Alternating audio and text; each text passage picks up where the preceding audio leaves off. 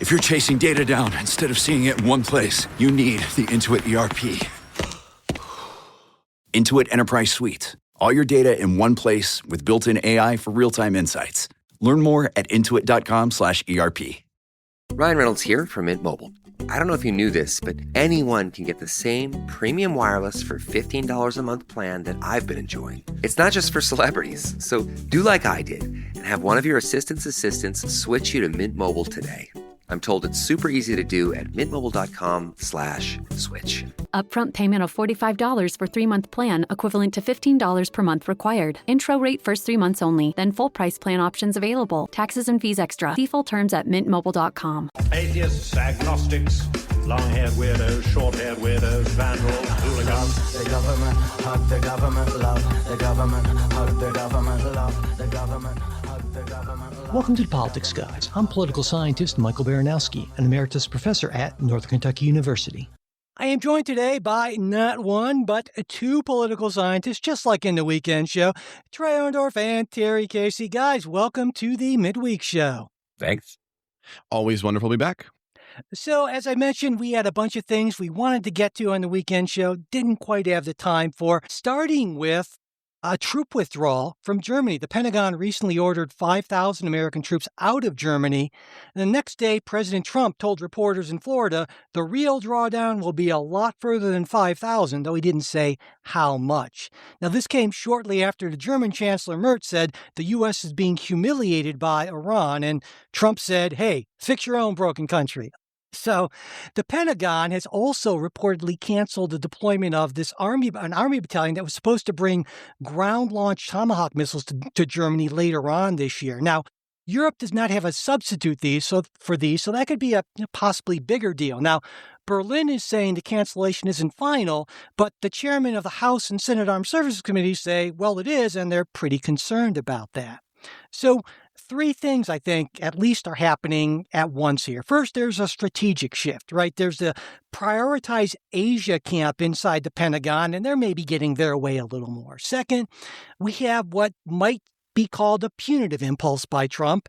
And third is a process problem. The service has actually learned about this 5,000 troop reduction in real time without any sort of consultation, though I should mention that the drawdown is scheduled to happen not immediately, but over the next 6 to 12 months.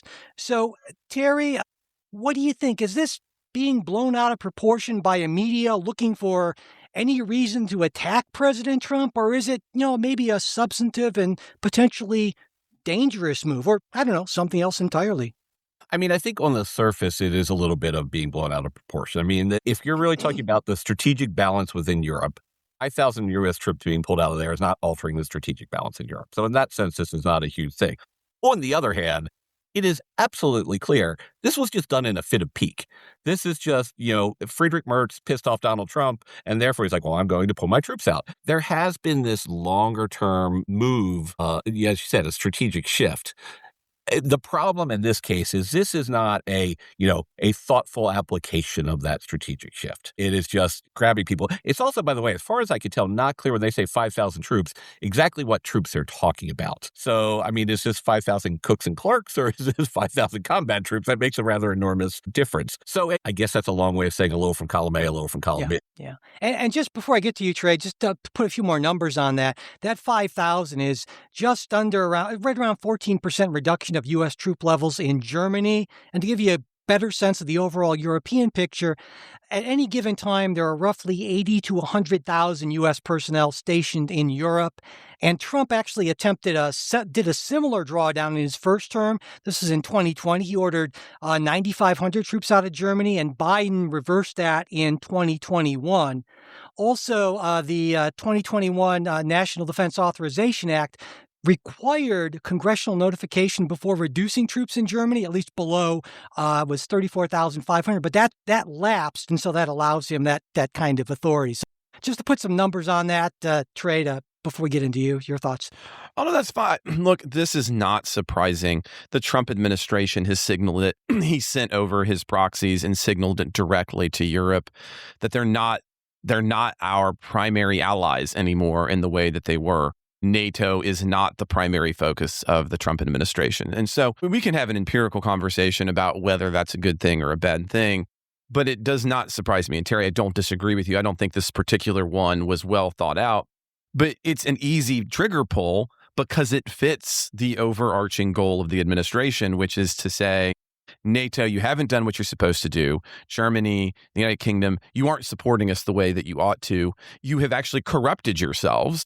You've allowed too many immigrants into your country. You're not taking the right kinds of steps. And as a result, we shouldn't have the closest ties with you. It's an attempt at a reordering of things. And so 5,000 troops, a huge strategic shift? No. Is it a signal of a larger set of things? And it's been signaled very clearly. I think it is. And that, I think, has more legs to it into being concerning, because I don't think it's good empirically that we continue to disentangle ourselves from our classic allies in Europe. On that point, I agree with you that I'm not in favor of us just sort of willy-nilly getting out of Europe, although I think there is probably a need for, again, there's not prospects of, Russian tanks pouring through the Fulda Gap anymore. We do need to rethink what we're doing there. Absolutely. The one thing I would say in favor of the Trump administration, and this goes back to the first administration too, is you've had a whole bunch of U.S. administrations that have been trying to get Europe to rearm for a very long time, and they have dragged their feet a lot on British politics. The British Army right now the entire British Army can fit in Wembley Stadium in London. That's how small it is. They don't have the equipment to do anything. On the missiles, Germany doesn't have intermediate range missiles that can deal with Russians in Europe. They probably should. And the good side of this very ham-fisted manner is it is really forcing the Europeans to think real hard and maybe do things that lots of administrations have wanted them to do. And if you look at it, they actually have been. I mean, Germany's increased its military spending. It's over that 2% NATO target. And I believe it's on track for next year to be somewhere around 3% of GDP. Now, Trump has said something about 5%, but even the U.S. doesn't hit that. I mean, we're a little over 3%. But if you look at NATO spending, you got Poland, Latvia, Lithuania, Estonia, Denmark, Norway, all spending more in terms of GDP than the U.S. actually does. So Trump has actually made, I think his push has actually gotten Europe to do that. But the weird thing is, I think you can make a case that that's better for Europe than it is for the United States. I think we end up being the long-term losers in that. I wanted to get your guys' thoughts on that before we kind of, If by loser, do you mean that we lose a strategic bully stick possibility? In other words, hey guys, we're the ones holding the line, so you better fall in. Is that what you're trying to get at? Yeah, here's what I mean. So I should have specified what I mean. So according to data from the Atlantic Council, the U.S. military presence in Europe writ large costs somewhere around $30 to $40 billion every year. Now, that's a lot, but think about what it gives us. It gives us the ability to stage equipment, to project power around the world very quickly. It gives us a standing deterrent, the tripwire for Russia or maybe other bad actors. It gives us a key role in shaping European defense. It gives us enhanced intelligence from our allies. It gives us support for our trade relationships. It gives us diplomatic leverage. It even gives us defense jobs. And that's an awful lot for what I figure is 0.676% of the annual federal budget. I mean, to me, that's a hell of a good investment. And I think by us letting Europe stand more on its own in that sense, we actually end up hurting our own interests per run. I agree with some of the points that you're saying, but I disagree with some of the points. Certainly in terms of things of having a launching base for other operations and intelligence sharing and sort of that general support. I agree with all that. In terms of things like diplomatic leverage, what diplomatic leverage are we getting these days out of those relationships? I mean, those don't seem to be playing out terribly well. And even, again, you can go back. I mean, go back to the Iraq War run-up in 2003. I mean, it's one thing to say that this gives us, but does it actually give us any leverage? In principle, yes, but in practice, a lot of times the Europeans go on their own way. And I'm not sure the gains that you're talking about. Fundamentally, you have a situation where you have countries who are perfectly well advanced and economically strong to be able to largely defend themselves. Sure. We were there previously because they could not defend themselves against the Soviets. I think they could defend themselves against the Russians now, and you see all the states that are arming are the ones that are frontline states with the Soviets. Great point. I don't buy everything that the sort of Trumpians say in terms of things, but they kind of have a point. Why can't they defend themselves? Why do we need to be doing that? And I still think we should. I'm saying all this. I don't think we should pull out of Europe entirely. I think and all the other points you had are very valid. Trey, what do you think? And this is one that you in the main show, you were saying I don't always take the strong positions. This is one where I think there are some really good arguments both directions, and it's difficult for me to kind of weigh the long-term consequences. Mike, you make excellent points in terms of, don't we want to have our fingers with our allies and have those kinds of positions? And I hear that, but I'm not sure, as Terry suggests, how to measure that or how much success we've had with that in more contemporary post-Cold War era, especially post-Iraqi War era history. And then Terry, you also make an excellent point in the sense of how long do we want to be subsidizing advanced Western countries' militaries? This, I'll be honest, when I can't make easy future predictions, this is where I end up being conservative. And so what I'll suggest is if I'm not sure what my actions will do, I am more confident in keeping what I have done or closer to what I have done because I know I'm not screwing anything up. And so I'm probably a little bit more hesitant to have too big of a rollback, not because I think it's the best policy, but because since I can't see down the road effectively enough, and I at least know what has happened, which is pretty good, right? I am loath to make those kinds of changes. So I just want to give that answer in that context. I don't think it's necessarily the best policy answer, but I don't want to, if I can't figure out what me moving the dials is going to change something, I don't want to move the dials then. I want to understand what those moves will actually do. Will they net me anything? Or are they going to hurt me in some kind of unintended way? I don't know. I'm very conflicted about this one.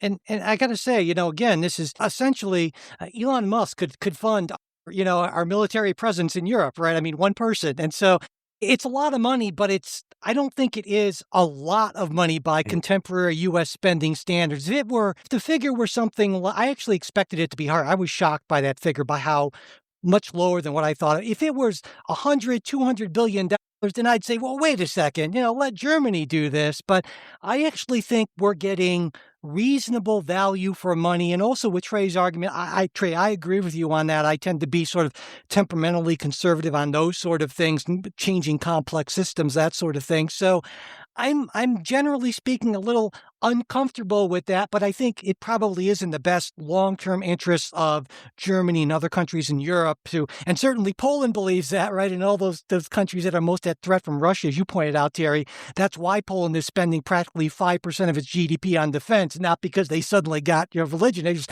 looked over the border and saw Putin and said, I don't think they're just looking over the border though, Mike. I think they also have legitimate fears that if there was an incursion, I don't think there would necessarily be an immediate American response, and especially during the current administration. And I don't mean that as a shot. I'm not trying to. No. I just mean I don't think empirically that's necessarily what the Trump administration would do. So yeah, if I was Poland, I'd say I'm looking over the fence, but I'm also looking over my shoulder going, I don't have as many buddies behind me necessarily who are going to, well, maybe there's two there, but only one's going to stick around, right? Like what's the actual force going to be with me?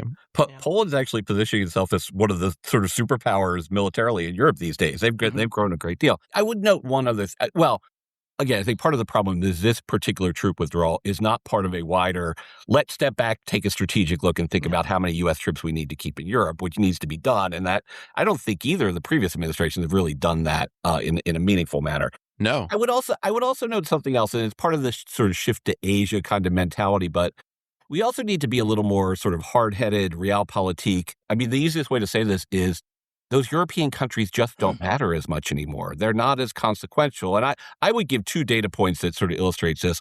One, in post-October 7th and all the things that are going on in the Middle East, in the war in Gaza, you had Britain and France declare, we recognize a Palestinian state. And that just did not matter a jot to that whole thing. It just didn't it didn't move the needle any way whatsoever.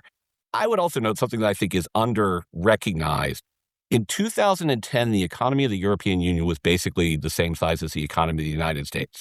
It is now 1/3 smaller. It is just, they are not the same economic and political actors as they were in the past. And I think we need to keep that in mind in terms of how we adjust our global position in the world. Yeah, and I certainly agree with that. And I think that it's long overdue, sort of a more comprehensive, well thought out shift. And some would argue that it's almost already a little bit too late there was for years, there's a lot of talk about Taiwan 2027 from China, that sort of thing. I hope it's overblown. I don't know, but certainly it is long overdue, I would say. We hope you enjoyed this preview of our supporters exclusive midweek show. If you'd like to hear the rest of the episode, we hope you'll consider becoming a supporter. Supporters get ad-free access to all of our shows, membership in our Politics Guys Discord group where you can join in on the conversation, and other benefits at different levels of support. To become a supporter, go to patreon.com/politicsguys. You can also support us through Venmo or @politicsguys or through PayPal. You'll find all of our support links in the show notes as well as at politicsguys.com/support. And if you'd like to get the midweek show, but you're not in a position to become a financial supporter, that's not a problem. Just send me an email at mike@politicsguys.com, and I'll be happy to get that set up for you.